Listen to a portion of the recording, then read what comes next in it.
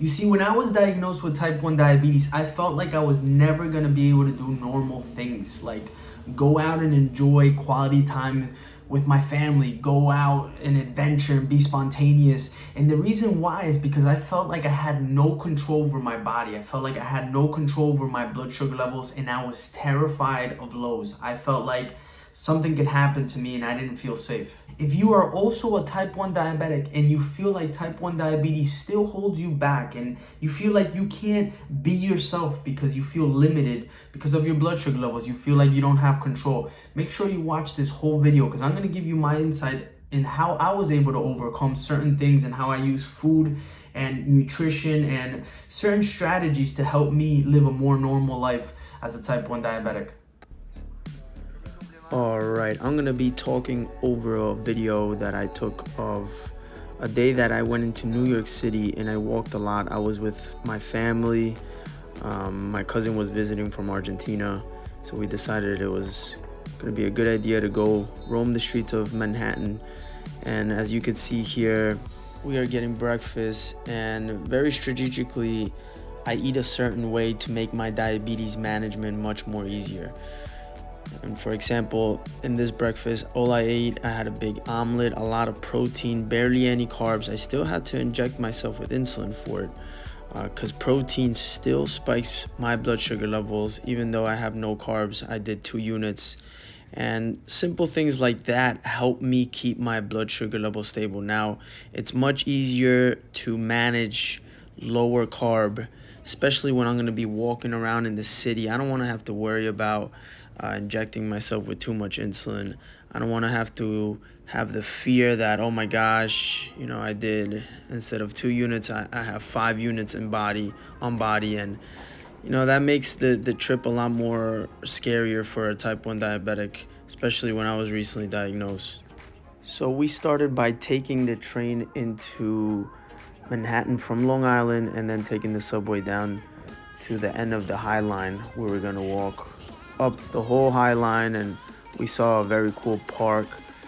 And I knew it was gonna be a lot of walking, and I don't have a CGM to manage my blood sugar levels, but I felt confident. I felt comfortable. I wasn't even paying attention to my blood sugar levels at all, or my diabetes. I was just enjoying the moment with my family, with my cousin and my brother. And this is something very important that I feel like a lot of people need to understand, that there is a good way to live with type 1 diabetes. It doesn't have to destroy your life in the sense where you feel like you can't do anything fun because of your blood sugar levels. And that was something that I had to get over. Now, as you can see here, I'm enjoying the present moment. I'm not thinking about what's going on with my blood sugar level. I'm not worried about what's going on with my blood sugar level. I can pay very good attention to my cousin that I'm not gonna see him for a very long time because he goes back to Argentina. I can spend quality time with my brother Lucas, and it's very important for me that I knew in order for me to live a good life that I had to have control over this. And when diabetes had control over me, I felt like I couldn't do anything. I couldn't enjoy myself. I couldn't do these things. I didn't want to leave my house because I was living in fear. I was so scared. And now I'm at a level that I can do all the things that I did before when I didn't have type 1 diabetes. And I'm not scared at all. I'm confident in myself and my ability. But this took time. This took effort. This took energy of me paying attention to my blood sugar levels and learning what I had to do. And one of the big things that I want to say here is very important. I'm going off on a little rant, but I feel like this is important. Don't let this disease hold you back and stop you, and don't live in fear. I believe that's the most important thing. If you get anything out of this video, let it be that as you can see, I'm enjoying myself. I'm having a good time. It's a big city. New York City could be scary. I don't have a CGM. I'm confident to walk around. We're taking this awesome tour on the water now, and it was extreme. I had so much fun. I had such a awesome experience, and my blood sugar levels were stable. I wasn't worried about it. And as you can see here, I'm walking. Now we got on a boat and a ferry, and they're giving us like a little guide, and we're seeing the Statue of Liberty. And again, I'm spending time with my cousin and my brother, and We're freezing our butts off, as you can see right here. It was really cold. I didn't dress warm enough. I dressed more to walk, but not warm enough. And I really made a mistake. Look, you can see my brother. He's the best. Now, to give some insight with the actual physical management, what I was doing. So purposely, I ate that big meal in the morning to give me enough energy to walk around and also to hold my blood sugar level stable.